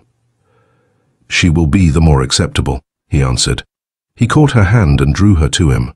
"Judith, do you, too, turn against me?" His voice rose excitedly. "You know how we have worked to get the hidden treasure. Yet when I have treasure and victim in my grasp, you turn against me." His manner grew wilder and wilder. His face was deeply flushed. The veins stood out on his forehead. "You, my wife, my only friend, you desert me." "No, no," Judith clung to his arm. "I will not oppose you. Only take her away quickly." She threw herself into a chair and buried her face in her hands. Sebastian's unnatural excitement died down. He took Senta's hand and led her from the room. She followed quietly, and they went down the passage and into the small stone room. "Do you wish to see your lover?" asked Sebastian. The frightened girl nodded. Sebastian moved a small stone in the floor and pulled Senta down beside him. Looking down into the room beneath, she saw Eric, grim and pale, standing just below. He glanced up, but Sebastian pulled her away before she could speak and pushed the stone into place. What was he doing there, and why was there smoke in the room and under his feet? She asked. Sebastian smiled cruelly. "There was smoke," he said, speaking slowly to ensure her comprehension, "because the iron walls and floor of that room are hot and will go on getting hotter until they are red hot. And Eric is imprisoned there and shall stay there until he burns to death unless—" He paused to watch her as she leaned against the wall. "Unless," she faltered, sick with horror. "Unless you are willing to become a sacrifice," he replied. "What have we ever done to you that you should be so cruel?" "I hate him," cried Sebastian, his face convulsed with rage. "All our lives, he has had what should be mine, and I'll strike at him through you. Quick, decide. Will you let your lover die by slow torture, or will you give yourself to a quick, easy death to save him?" Senta sank down to her knees. Until the coming of Eric, her life had been a quiet and pleasant dream. His love had aroused her to realities and awakened her womanhood, which now attained its full growth in these moments of agony. All the unselfish devotion of her warm young heart, and all the ideals and traditions of her race and training, nerved her to meet this supreme demand. She rose to her feet and faced her tormentor. "I will do it," she said, "but you must let him go free. Before I die, you must let me see that he is free and unharmed." Sebastian promised solemnly and led her back to Judith, who received them with a hopeful look that vanished when her husband said, "She has consented. Prepare her for the sacrifice and bring her to the door." He went out. "Child, child, why did you consent?" cried Judith despairingly. Senta told her, and Judith wrung her hands in impotent anguish. "If I had only known you were coming, I might have saved you," she moaned. "But he only told me about Eric, and we didn't expect him until Tuesday when the devil worshippers would have been gone, scattered among their homes. Well, we must get ready. If I can find any way to save you, I will." She loosened Senta's hair and helped her put on a white robe. "I have dressed many girls for the sacrifice," said Judith somberly, "but you are the first one I have wished to save." "Yes," she answered Senta's horrified glance. "All of them were tainted with this devil worship, and I was glad they died before they could sink any deeper in the mire. Besides, you have recalled my old life to me. I would kill my husband and myself if I were only sure we would die together. But something might go wrong. One of us might live without the other." Senta forgot her own tragedy in her pity for the unhappy woman. "Can't you change him?" she asked. "He promised to disband them and take me away as soon as he got the treasure," replied Judith. "But what peace can we have? What good will the disbanding do? They will find us again. They are all moral lepers who spread evil wherever they go. Hundreds of people are being dragged down into this all the time." She laughed harshly. "Oh, if there were really a God, he would reach down and destroy this dreadful house and everybody in it." "Will they kill me very soon?" faltered Senta, as Judith completed her task. "Not till tonight," Judith answered hurriedly. "You are only going to be shown to them now. Come along." "Where are we?" asked Senta as they went along the passage. "In the round tower," replied Judith. "My room is directly underneath the tower room called the Heart of the Manor, where old Colonel Torvald Eriksson used to have his study. The tower has no windows at all." Talking along as if to divert Senta's mind, Judith took her through a narrow hall and stopped before a closed door. Senta could hear a confused murmur of voices on the other side of the door, but could not distinguish any words. "Listen," Judith seized her arm. "If it is possible to save you without endangering my husband, I will save you, but you must follow my directions. When you see those horrible creatures, don't show any surprise or terror. All the victims are safe until the sacrifice because they are supposed to be under the protection of Satan. And they are usually stupefied with drugs and half hypnotized, so that they look the part. The victim really has a kind of power over them, which we may be able to use in your favor." Through the wall came the sound of chanting. "How beautiful!" cried Senta as the rhythmic music swung nearer to them. "Hush! Don't listen to it," cried Judith in a vehement whisper. "It is the devil's own music. It will sap your willpower." "I know, for I wrote it." "Yes," she replied to Senta's questioning eyes, "and I believed in the devil while I was writing it." "While he helped me write it." She shuddered and glanced back over her shoulder with a curious look of dread. Alternately attracted and repelled by her strange companion, Senta said no more but managed to keep her thoughts away from the haunting music. It stopped at last, and there was a long silence, then a burst of noise prolonged into an uproar, terminating finally in what sounded like an argument between two people. Senta saw a worried look on Judith's face. "I don't understand this," muttered Judith. "I must go to Sebastian. Stay here." She ran swiftly down the passage and disappeared. Senta tremulously listened to Sebastian's fury, unintelligible to her. She heard him approach the door where she stood, and tried to suppress her terror when he suddenly threw aside the curtain and opened the door. Dazed by the horror of the dreadful creatures leaping and yelling beneath her, it was only by thinking of Eric's danger that she gathered the courage to offer herself as a sacrifice. Chapter 4. There followed an outburst of exultant yells. Eric gazed at the shaking little figure and doubted his senses. Surely she could not have been perverted to devil worship. Why, then, was she willing? But, dismissing this question as temporarily unimportant, he swung himself over the balcony rail, his plan of rescue already clear in his mind. The black pillars supporting the balcony were fortunately in the shadow, so that his dark figure was practically invisible as he slid down to the floor. Mingling with the seething mob, whose attention was concentrated upon Center, it was an easy matter to reach the altar, leap across it, and throw his arms around the tall, masked woman. Holding her powerless with one arm, he pressed his automatic against her head, just as Sebastian sprang at him with a furious snarl. Eric jumped backward, into the shadows, dragging the woman with him. "Keep off!" he hissed, "or I'll kill her." Sebastian stopped short. For a moment, they glared at each other, while the yelling crowd surged toward its prospective victim, utterly unheeding the silent drama in the shadow of the devil statue. Eric spoke in a sharp whisper. "I'll kill her," he repeated, "if you attack me or make a single move to betray me to those devils. But let me get my girl away, and you can have yours." "You?"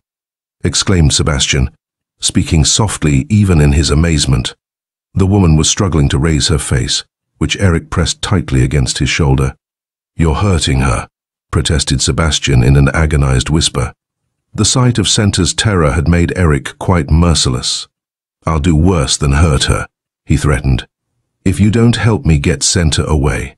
Tell them the victim must be prepared for the sacrifice, but be very careful what you say," he warned. "And don't get too near Center, either."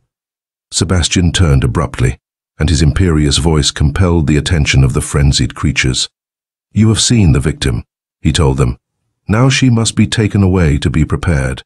Go back to your places and pray our master to accept the sacrifice." The worshippers swarmed back to their places and knelt, with their heads bowed almost to the floor. Still holding the woman, Eric attained the doorway and pushed Center through it. She went quietly, but Sebastian caught at the woman in Eric's arm. "Give Judith to me," he demanded in a fierce undertone. "We haven't escaped yet," Eric whispered.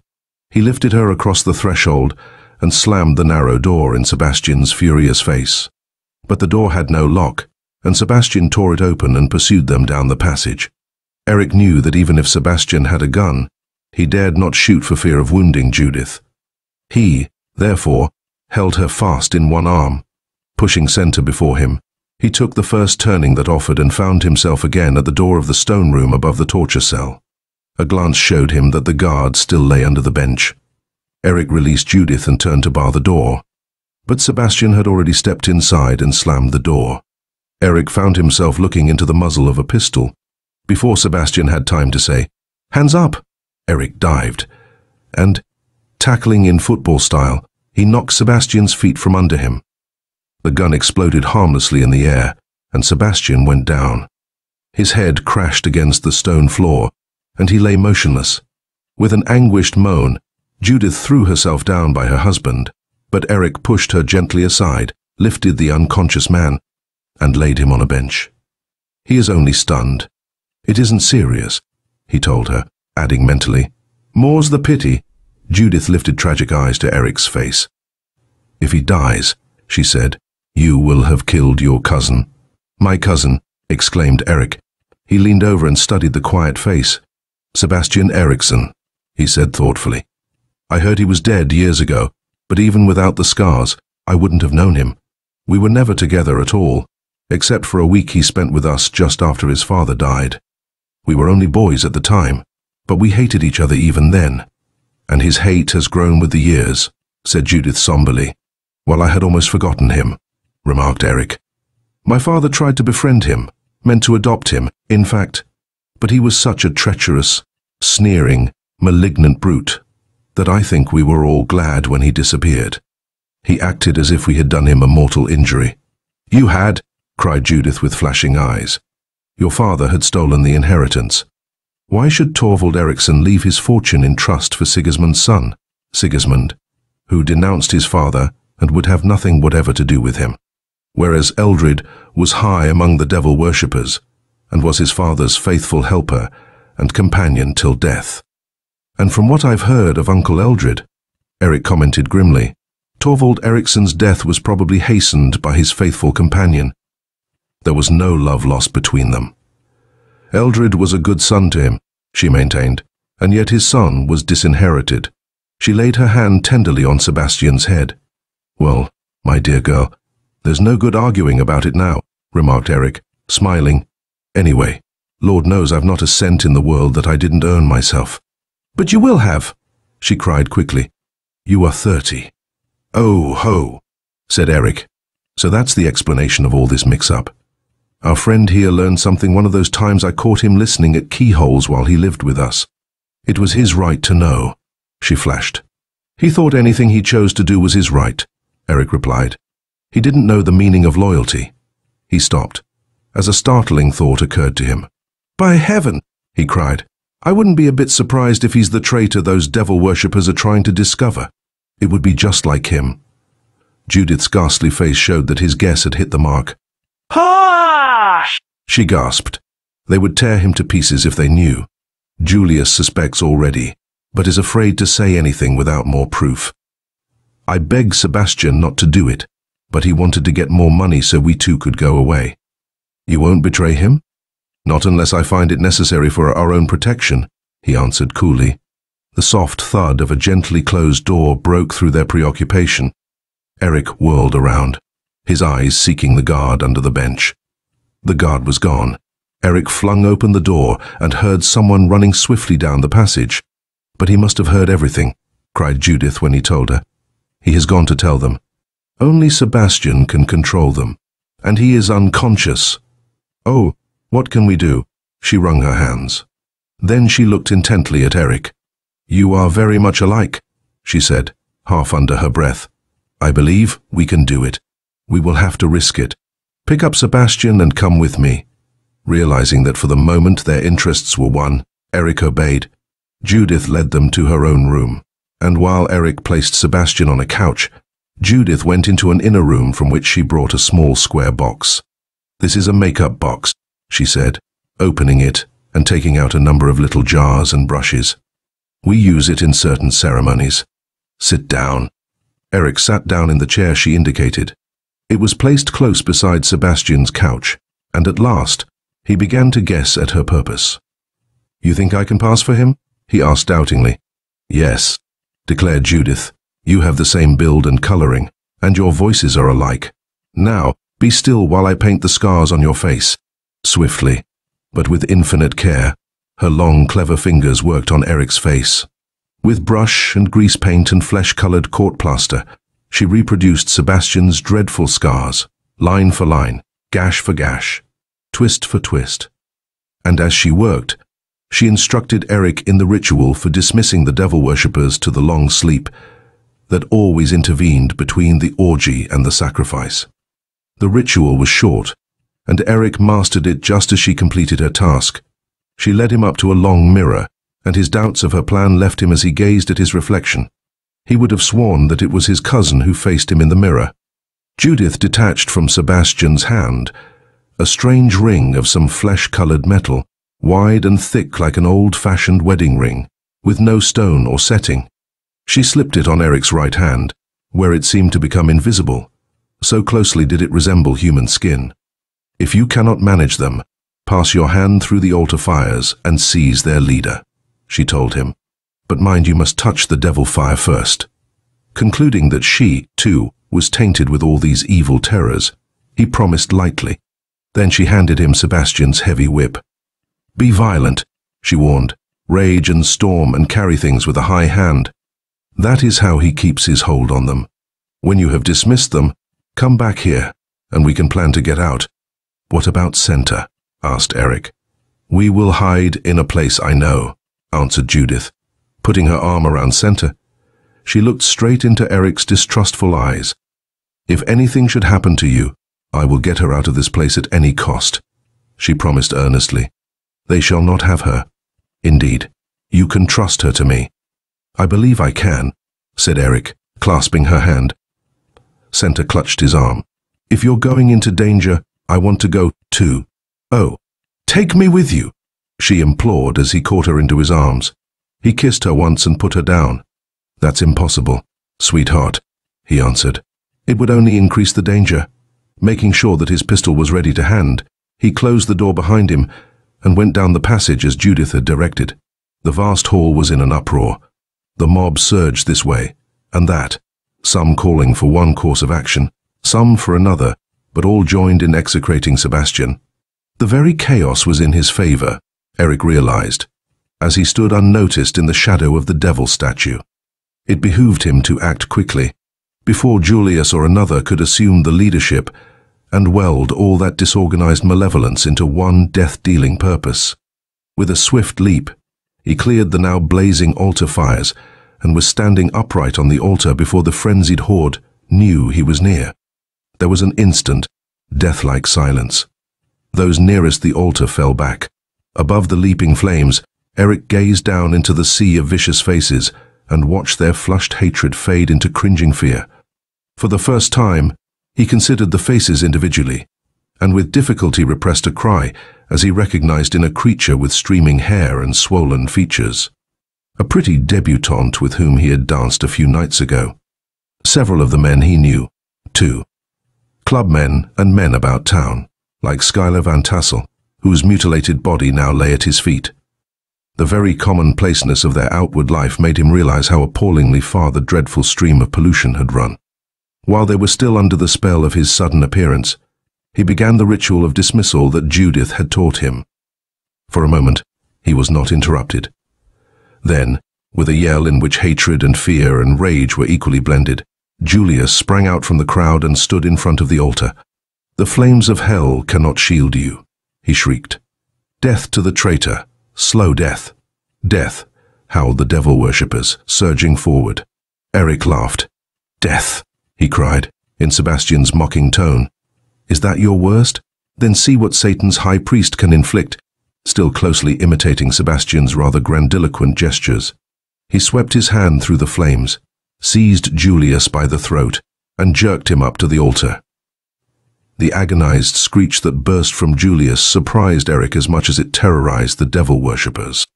He had merely been playing for time, bluffing, in fact, and he knew his grasp had not been sufficiently hard to cause such pain. For the man had fallen on his face, twisting and clutching his throat, but after that first cry, making no sound except a strangled whimper. Forgetting his role, Eric set Julius on his feet, but almost dropped him at sight of his face. For he was smiling, a dreadful vacant smile. His hands fell away from his throat, and he began to play idly with Eric's flowing sleeve. The whimpering merged into a hoarse, tuneless humming. The horrid abruptness with which the passionate, purposeful man had changed into this driveling creature almost destroyed Eric's self-control.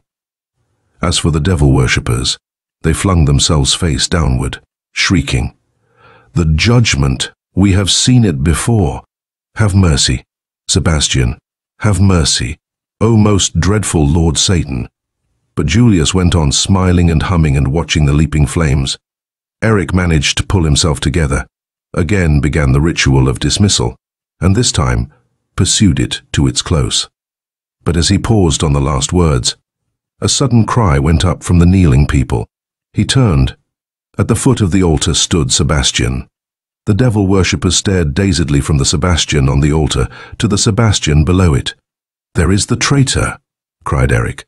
But they only stared stupidly. "Drag down that impostor," Sebastian commanded furiously. It is a well-known fact that conflict of authority incites rebellion.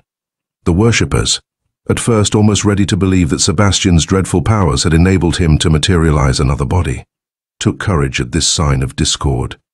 In vain Sebastian raved and stormed and quoted the devil's ceremony to prove his identity. In vain Eric threatened and lashed at them with the whip, and repeated the words Judith had taught him. They crowded around the two sinister figures. Eric was standing beside Sebastian now, ready to bluff it out as long as possible. "Don't you see?" shrieked the debutante suddenly. "One is really Sebastian, the other is the traitor." "But I tell you, Sebastian is the traitor," growled Carlos, the guard. "He can't be," she pointed out. "Don't you remember that?" She shuddered and turned away. Julius said he had seen the traitor and would know his face. But both these men have Sebastian's face. Paint, cried the debutante, who no doubt was well informed on such matters. Wash their faces. That ends it for me, thought Eric as he and Sebastian were dragged struggling to one of the bowls of warm incense. But why should Sebastian worry? It will put things right for him. They were scrubbed with vicious energy, and there was a cry of triumph as court plaster and paint melted and the scars vanished from his face. But to his amazement, the cry was echoed by the group around Sebastian. It fell apart, and in the midst stood Sebastian, his face as bare of scars as Eric's own. For a time, pandemonium raged. Death, death, shrieked the mob. No, cried a few cautious ones. The treasure first. Make them find the treasure. Sebastian laughed. If I had known where to find the treasure, I would long ago have sent you to destruction. He snarled into the faces of his captors. So great was their fear of him still that for a moment they shrank back.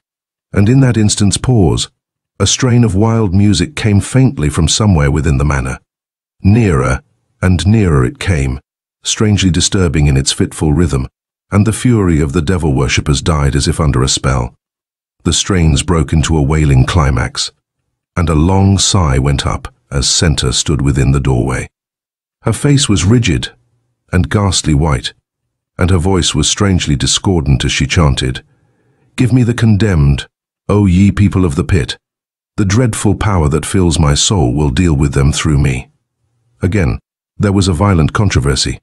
"It is ill fortune to refuse the victim," clamored the debutante. "She can make them reveal the treasure, and besides, no one can escape from the manor. The doors are guarded." This mingling of superstition and common sense, combined with the spell of the music, which still sounded hauntingly from the shadows, had its effect on the throng, who fell back as Eric and Sebastian walked slowly to where Center stood. As they passed the debutante, she leaned forward and hissed malignantly, "Whichever you are, Sebastian, I'll see you tortured yet. You and that ugly Judith for whom you refused my love." Sebastian made no reply, and the mob was silent as the two followed Center out of the hall. Through winding passages they went without a word, and up a stairway enclosed by stone walls. A faint streak of light gleamed at the top. It widened suddenly, and Judith, violin in hand, stood in a lighted room. As they stepped in and the door closed noiselessly behind them, they caught a glimpse of a peering, malicious face as one of the devil worshippers mounted guard at the top of the stairs. The room was round and furnished with a couch and a chair. It was brightly lighted, but the air was heavy and stale. Apparently there were no windows, and the mouth of the wide tile-rimmed fireplace was covered with sheet iron. Judith and Sebastian were engaged in a low, impassioned conversation while Eric and Center stared around the strange room. Eric turned suddenly to Sebastian. "We must plan some way of escape," he said. "Oh, of course. We are enemies," he went on, "and if we once get out of here, I'll see that you get what's coming to you, but just now we must work together." Sebastian nodded. "Yes," he admitted reluctantly. "You must help me get Judith out of this." "How?" asked Eric crisply. Then, as Sebastian looked blank, "Surely you know some way out?" he cried. Sebastian's face was ghastly. "They know all the secret exits," he stammered. "I had to tell them in case of a raid, which would have ruined me. I did keep one to myself, but Van Tassel stumbled on it by accident and told the others." His face was suddenly convulsed. "Blast him!" he shrieked, clutching the air. Judith's tender touch calmed him instantly. "Talk of something else for a little while," Judith entreated in a low tone. "When he is calmer, he will think of something."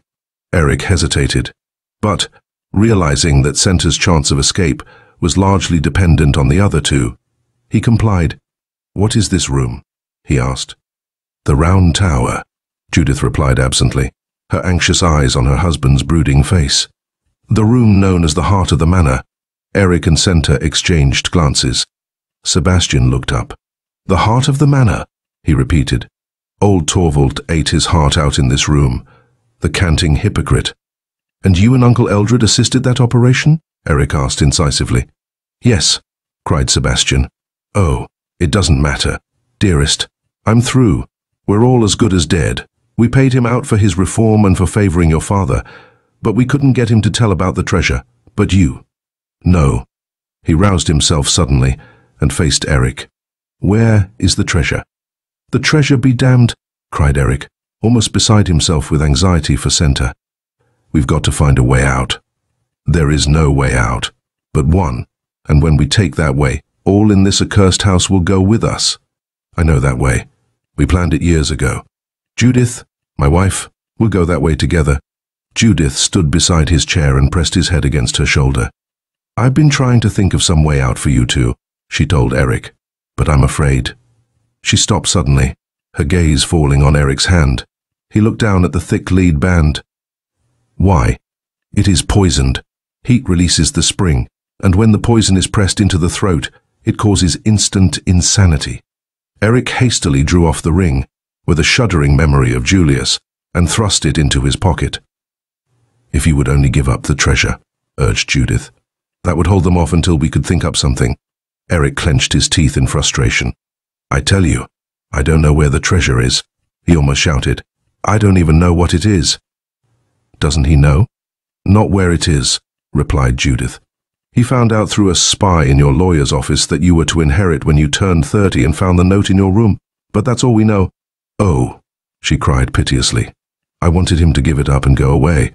None of those creatures would have known him without the scars, but he wanted the treasure for me, only for me. She pressed Sebastian's head closer against her shoulder. He seemed sunk in apathy and noticed nothing that was said. He's always like this after those violent fits, said Judith, and they are more and more frequent. He would be quite insane before long. I'm glad we are going to die together while he still knows me. Her low, beautiful voice went on talking as if she were glad to unburden her mind. In each generation there is always one Erickson tainted with insanity, a madness of wickedness, dating back to that wild sea captain of the Chinese trading ship who learned devil worship from his Eurasian wife. The tragic monotone of her voice wrapped Center in a kind of dream, but Eric was reloading his automatic. There's bound to be some way out, he began, when Center clutched his arm. There was the sound of many feet outside, the door swung open, and a throng of devil worshippers surged into the room. With a cry, the debutante pointed out Sebastian, who had thrown himself defensively in front of Judith. That's Sebastian, shrieked the girl. Take him first. The madness had vanished from Sebastian's face, and his blue eyes shone with a fighting joy that found a swift response in Eric. For the second time, he felt his kinship to Sebastian. The clan core was strong in both of them as they stood shoulder to shoulder, strangely alike, facing their common enemy. The next moment something black and clinging descended over Eric's head. He fought furiously, but many hands forced him down, binding his arms to his sides. From the confused sounds of trampling, thudding blows, groans, and the snarling laugh Eric had heard before, he knew Sebastian was giving his enemies a lively time, and he writhed in fury at his impotence to help. A door slammed. The noises receded, and Eric felt his bonds give way. But when he sprang up like a released steel spring, he found only Center and an empty room. He threw himself against the door, but he could not wrench it open. Then, more calmly, he turned to Center. They dragged him away and Judith followed, Center told him, shuddering. They said they would come back for us later. They'll try to get the secret from him first, said Eric, in which case they'll finish all of us at once. But they probably expect him to play some trick, and they're afraid to tackle us together. If we're going to die, said Center, quietly, let's not think of those dreadful creatures anymore. Eric, he called this room the heart of the manor. Let's try to find the treasure. How? Asked Eric. Center thought a moment, her gaze traveling slowly around. Suddenly her glance focused. She ran across the room and knelt before the tiled fireplace. Look, she cried. Eric bent down and saw with amazement that on every tile was carved a biblical quotation. The letters were chipped and broken as if they had been wantonly defaced. Probably put there by Torvald Eriksson in one of his remorseful fits, mused Eric, and defaced by Eldred or Sebastian. Center was earnestly deciphering the texts. It lies in the heart of the manor. No irreverent eyes may find it, she quoted softly. Eric knelt beside her. "You think this is the hiding place?" he asked with quickened interest, too absorbed to reply. Senta lingered over a small corner tile so near the floor that it had escaped the defacing hand. "Seek, and ye shall find." With difficulty Senta made out the tiny dirt-encrusted letters. "Knock, and it shall be opened unto you." Tense with excitement, she knocked 3 times on the little tile, but nothing happened. She gave a cry of disappointment, but Eric, struck with a sudden idea, took out his knife and carefully scraped away the dirt wedged around the edges. As the last fragment fell, the little tile slid out like a drawer, and in the hole behind it was a long, slender green box. When Senta brushed it clean of dust, Eric saw that the box was made of pure jade, inlaid with rich red stones. "Pigeon blood rubies," exclaimed Eric, whose adventures had given him a knowledge of jewels. A breath of strange perfume wafted to them as Senta lifted the lid. A narrow bundle of yellowed satin, a slender red-tipped rod, a roll of paper covered with writing. It looked somewhat disappointing. They caught up the time-stained paper whose faded writing was like that in the silver box. It seemed to be a kind of diary, though there were no dates, except the first 25 years back. "Eldred is killing me," it began. "He began 2 weeks ago, when he learned that I was struggling to free my soul of the monstrous bonds that drag it down. I will serve no more, that I am resolved, but I do not hope for salvation. Salvation, even the word is strange to me. This accursed house is like a plague spot. It breeds death and ruin. As long as one stone stands upon another, my soul must drag its awful weight of crime and misery. Eldred is giving me slow poison, and he thinks I do not know. He is stupid. Sebastian is scarce cleverer, though he is a boy, a vicious boy, how different from the sweet-faced little Eric. Oh, Sigmund, my splendid son, if I could see you only once again. If your mother had lived, I could have fought the curse, but I was lonely, and Eldred's gypsy mother was a devil, too. But Eric must not suffer. He must not marry wrongly. I have arranged it all for Eric.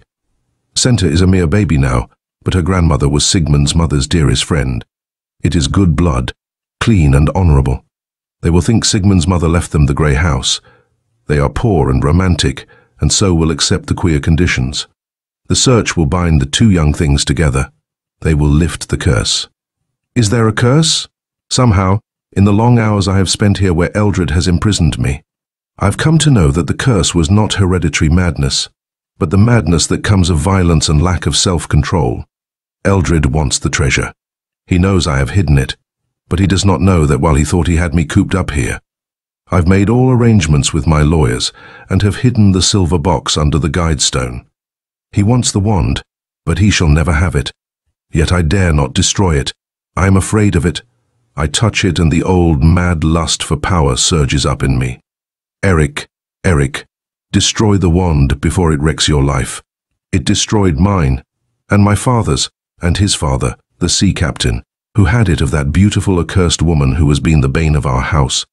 I have seen her in the devil dances. She comes back to gloat over the evil she began. Just one wicked half-breed witch-woman from an island of the sea. From her, the stream of pollution has spread and spread. My repentance is too late, but Eldred shall not have the wand. Eric stopped reading, reached for the narrow crystal rod, and examined it curiously. It was triangular, and through its center ran a line of red, ending in an enormous ruby at its tip. As it grew warm in his hand, Eric felt a tingle and glow like a contact with electricity. The transparent glass turned a smoky grey, through which the red line pulsated like fire. The whole rod was turning red, and the smoky grey had spread into the room. Eric felt an upleap of the wild arrogance that had swept over him in the great hall. His brain was fired with vast shadowy visions of evil powers. Out of the grey mists that seemed to swirl about him, he saw a face emerge. Beautiful, alluring, challenging. It bent over him, and he noted without distaste the sinister slant of the lustrous eyes, the yellowish tinge of the round face, the cruel curves of the full red mouth. Suddenly the smiling face darkened into a furious scowl. At the same instant, Eric felt a cool touch on his burning hand. "Eric," cried the voice he loved best. "Eric, destroy the wand." In the ensuing minute, it seemed to Eric that opposing forces were tearing him to pieces. With a mighty effort, he dashed the wand to the floor and ground it to fragments under his heel. He seemed to hear a far-off clang as if some great door slammed. The grey mist swirled away, and he found himself kneeling before Center, his hot face buried in her little cool hands. "Did you see it?" he gasped. "There was nothing," she told him gently. "But your face. Oh, Eric, the look in your eyes." "It will never come again," he promised earnestly. Then, to shake off the spell, for the heady perfume still floated up from the shattered rod, he caught up the bundle of soft satin. It unrolled with a jerk, and there fell from it a great rope of many-colored jewels, almost 6 feet long. It stretched its shining length along the floor. The satin wrapping settled into a soft heap, from which a dazzling flame flashed out. Eric hastily shook the yellowed folds and caught up the glittering thing that fell from them. It was a narrow hoop of gold set with a diamond of such marvelous luster that a shimmering rose fire seemed to flame and glow within it. "The Ericsson rose diamond," gasped Eric. "My great-grandmother's engagement ring." He unrolled a slip of paper twisted through the ring and read, "Show this to my lawyer." "It is worth a fortune itself," commented Eric, "and so is that rope of jewels. No wonder, Sebastian." Center clutched his arm. "Eric, how did your grandfather slip out of here to see his lawyer?" Eric dived for the manuscript and rapidly turned the pages. "Perhaps he mentions the secret way," he explained. "Yes. Listen, I escape at will from the round tower room, but I always go back. I want to die, yet dare not kill myself. The secret way is found by pressing the tiles third from the top and second from the bottom on the side where this is hidden. Pray for me." Eric dropped the manuscript and pressed the tiles described. Slowly and gratingly, the entire chimney-piece swung out from the wall. Stuffing the jewels into his capacious pocket, he caught Center's hand and hurried her into the dark opening. Down a long flight of steps they went, and through a seemingly endless tunnel, then up more steps, until Eric's tall head struck against some kind of roof. His groping hands felt the outlines of a door, then a big iron key, which was very difficult to turn. He succeeded at last, and by an effort that taxed even his great strength, he forced open the door. A gust of sharp, fresh air rushed in, and a faint light filtered through bushes and vines. He tore these obstacles aside and crawled with Center out of a door in the hillside and into the road that ran past Ericsson. Manor. So utterly had they lost all sense of time that it was hardly a surprise to find that the day was over. The autumn twilight was closing in. A chill breeze blew, and in the darkening sky, a crescent moon was shining. The two who had just escaped from the inferno of that dreadful house stood hand in hand, silently breathing in the almost holy serenity and peace of the scene. Suddenly the air was shattered by an appalling detonation.